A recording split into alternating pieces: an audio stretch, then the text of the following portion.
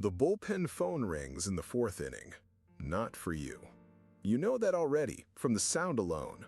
The coach who answers doesn't even turn around to look at the row of pitchers sitting on the bench. He just says a name, and it isn't yours.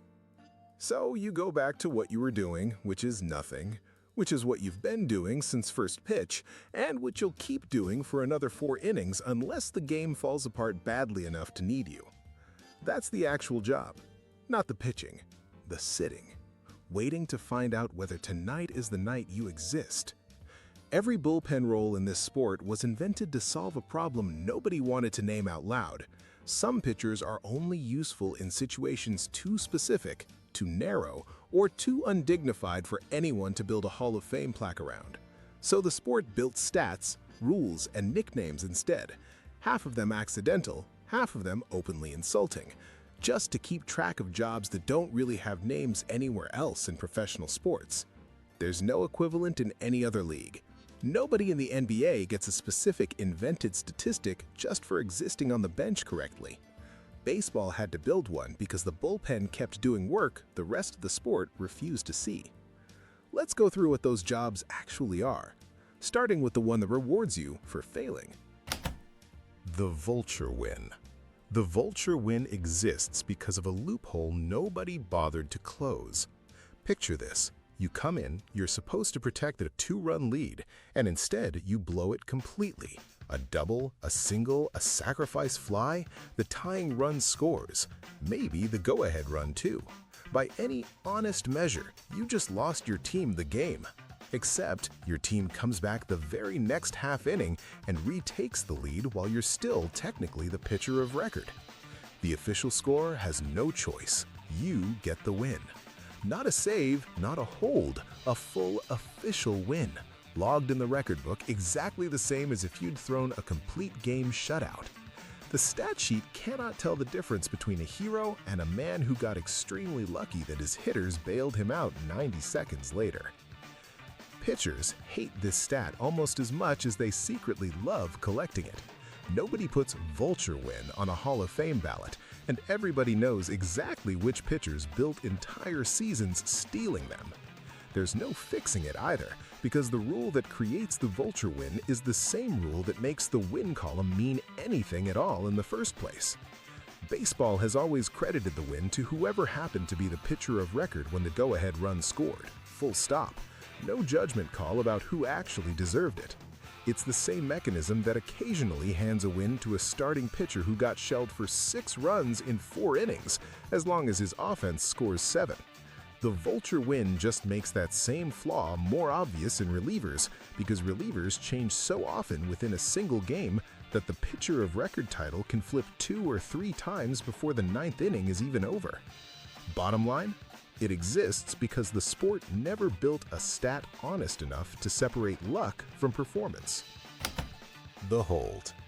If the Vulture Win rewards failure, the hold exists to reward something the record books were built to ignore completely: doing your job correctly and getting nothing for it. For most of this sport's history, if you weren't the starter and you weren't the closer, your night simply didn't count. You could enter with the tying run on deck, get the exact 3 outs your team needed, hand the ball off clean, and the box score would treat you like you'd never left the dugout. In 1986, 2 statisticians named John DeWan and Mike O'Donnell decided that was insane and invented the hold specifically to give the middle of the bullpen a number to point to. It isn't even an official MLB statistic to this day. You won't find it in the same rulebook as a win or a save, and yet it's the only thing standing between an 8th inning setup man's entire season and total statistical invisibility. And the hold comes with its own cruel joke built in.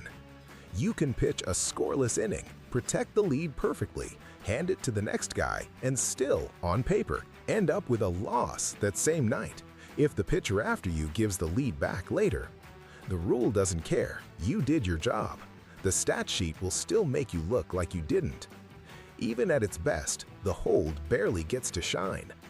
Game 7 of the 2014 World Series, Giants leading the Royals 3-2. and Madison Bumgarner comes out of the bullpen in the 5th inning, not to start, not to close, but technically to hold. He didn't leave. He threw 5 scoreless innings and finished the thing himself, which meant the box score never even had to award him the stat it was designed for, because he made the entire category irrelevant by refusing to hand the ball off. That's the only way a hold ever becomes a story anyone remembers, by the pitcher who earned it accidentally making it obsolete in real time. At its core, the hold exists because 2 guys outside the league had to do the commissioner's job for him. The Mop-Up Man. Some bullpen jobs don't even get a statistic, they just get a nickname, usually one that sounds like an insult because it basically is one. Say your team is losing 11-2 in the 7th inning. Nobody good is pitching that inning. That assignment goes to the Mop-Up Man, whose entire purpose is to absorb a being so nobody who actually matters has to. There's no stat for this, there's no glory in this. You are, by design, the pitcher your manager sends out specifically because the game is already lost, and burning an inning off your arm costs the team nothing it cares about.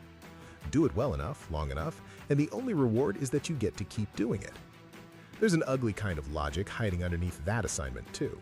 The Mop-Up Man is, statistically, the pitcher least likely to ever blow a save, least likely to ever earn a hold, and most likely to finish a season with an ERA that nobody on the broadcast is going to mention. Not because he's bad, but because the only situations he's ever handed are ones where losing has already been decided before he takes the mound. He's judged, when he's judged at all, by a standard nobody else on the roster has to meet. Don't make an already lost game somehow worse. He exists, plainly, because somebody has to lose on purpose so a better arm doesn't have to. The LOOGY.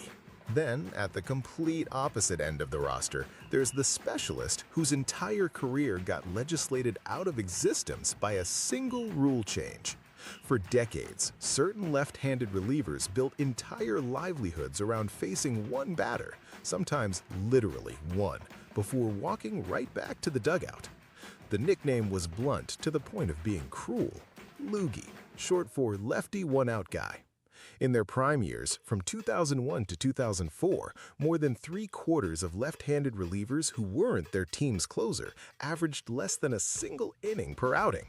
One pitcher, Mike Myers, made 883 career appearances and threw barely 541 innings total across all of them, less than 2 outs a night for over a decade, and that was a full career.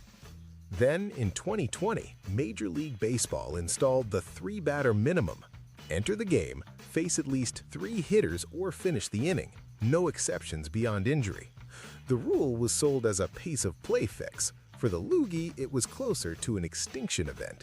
One reliever, Oliver Pérez, had 22 outings in 2019 alone that would have been flatly illegal under the new rule the very next season. Ask the pitchers that hit hardest, and you get less analytic speak and more raw anger. One veteran lefty compared the rule to taking food out of his own kid's mouth, on the record, to a reporter, because that's genuinely how close to the bone it cut. A job that had existed inside this sport for the better part of a century was gone within a single winter meeting, and none of the men who'd built careers around it got a vote. The numbers confirm exactly how sudden the drop was. In the 4 seasons immediately after the rule, one-batter relief appearances collapsed by more than half league-wide, from thousands a year to just a few hundred total across 3 full seasons combined.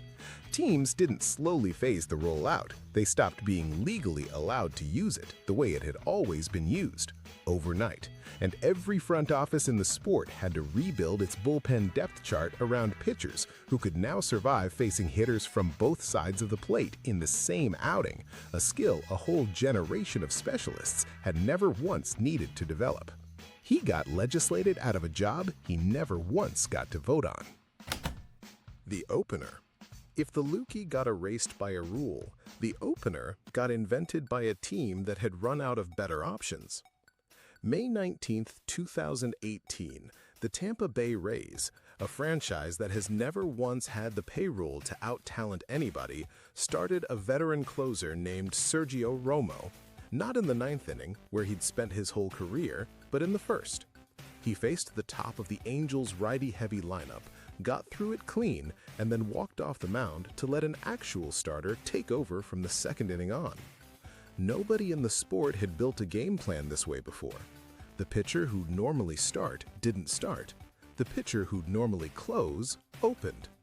The pitcher who came in after Romo needed a name too, and there wasn't one, so the Rays' own Clayers invented it in the clubhouse: the bulk guy, the pitcher responsible for eating the bulk of the innings once the opener had cleared out the toughest hitters. By season's end, the Rays' bullpen had thrown a record-breaking share of the team's total innings. Their starters were pulled after 3 innings or fewer more times than any team in over 100 years of recorded data. And a strategy invented out of pure necessity by a small-budget team got copied within a single year by the Yankees, the Twins, the A's, and eventually a franchise that used it to throw a no-hitter without a single traditional starter on the mound. The opener wasn't a genius insight handed down from a front office boardroom. It was a team with 3 actual starters and a schedule that didn't care, solving the only problem it could actually afford to solve. It's worth sitting with how thin the margin was that started all of it. The Rays hadn't planned a grand revolution. They'd simply lost a starter to injury, found themselves with 2 bullpen days on the schedule in the same week, and figured they might as well decide which innings each reliever pitched instead of leaving it to chance. Romo, by his own account, got about 2 days' notice before his first start. He said yes because the pitch was simple: just do what you already do well, except in the first inning instead of the 9th. That's the entire idea, stripped down. Not a new kind of pitcher, just the same pitcher moved to a different part of the clock. The Shuttle. None of this, the extinct specialist, the invented job title, the stat built to catch what other stats miss, is the strangest part of bullpen life. The strangest part is happening to relief pitchers constantly, right now, and it doesn't even require a good outing or a bad one. It's the Shuttle. And unlike everything else on this list, it isn't a relic from the 1980s or a rule from 2020. It's happening this exact week in a meeting room with lawyers on both sides over a problem nobody in a front office is willing to say out loud in public. Here's how it works. A pitcher gets called up from the minors, throws 1 good inning, and gets sent right back down the next day. Not because he did anything wrong, but because his team needs a fresh arm more than it needs him rested. Under the league's roster rules, a team can option a player to the minors up to 5 separate times in a single season. And once he's down, a pitcher has to stay there a minimum of 15 days before he's even eligible to come back up, unless the team needs him sooner, in which case the exceptions kick in, and he's back on a bus before he's finished unpacking. It's such a normal part of bullpen life now that the league's own data shows teams have used more than 4 different pitchers a game every single season since 2022, a workload nobody's roster was originally built to support. And the pay gap attached to that shuttle is not subtle. The major league minimum salary sits at $780,000 a year. Get optioned down, even for 2 weeks, even after pitching a scoreless inning that won your team a game, and the paycheck that follows you to the minors can be as low as $127,100 for the year, sometimes closer to $63,600 if it's your first big league contract. Same arm, same pitch, same outs recorded, different zip code, different number on the check.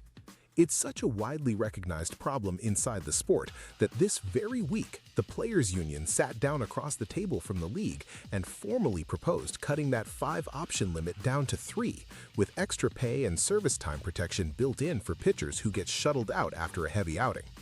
Part of the proposal is almost comically specific about how bad the situation has gotten. If a reliever gets optioned down within 7 days of throwing at least 9 outs or 50 pitches, the union wants him to keep getting paid at the major league rate for days after he's already back on a bus to AAA. That's not a hypothetical scenario the union invented to make a point. That's a description of what was already happening often enough that somebody felt the need to write a rule against it. Nobody's pretending this is a minor gripe anymore. It's on the actual bargaining table, right now, specifically because bullpens had become the part of the roster this sport quietly runs on the hardest and pays the least for it. In the end, the Shuttle exists because a $780,000 salary and a $127,100 one can belong to the exact same pitcher, sometimes in the same calendar month, depending entirely on which side of a 15-day clock he's standing on. Which is really the whole story of what it means to pitch out of the bullpen. Nobody drafts a kid dreaming of being a hold, or of being the guy a rule change erases in a single winter. You get assigned a role that didn't exist 20 years ago, you make it work, and the sport catches up to naming what you do about a decade after you've already been doing it. Every other position on the field gets judged by what happens when the ball is in play. The bullpen is the only part of this sport that gets judged just as much by the rules governing when it's even allowed to take the field at all. How many batters it must face, how many days it must wait, how many times a season it can be moved before the league considers it used up. No shortstop has ever had his job description rewritten by a memo from the commissioner's office. Relievers have had it happen to them at least twice in the last decade alone, and they'll likely have it happen again before this new proposal even gets voted on. The starter gets his name in the paper the morning after. The closer gets the walk-off music and the handshake line. The bullpen just gets the phone call, a name that isn't yours most nights, until suddenly, one night, it is. And even then, the box score has to invent a whole new category just to prove you were ever really there. That's every job the bullpen quietly invents just to survive a season. Thanks for sticking around for all of it. Like and subscribe if you want more of these deep dives every week. And if you're into how this league actually works behind the stat sheet, go check out our last one. Every MLB rivalry explained, from an 86-year curse to a trash can in a dugout tunnel.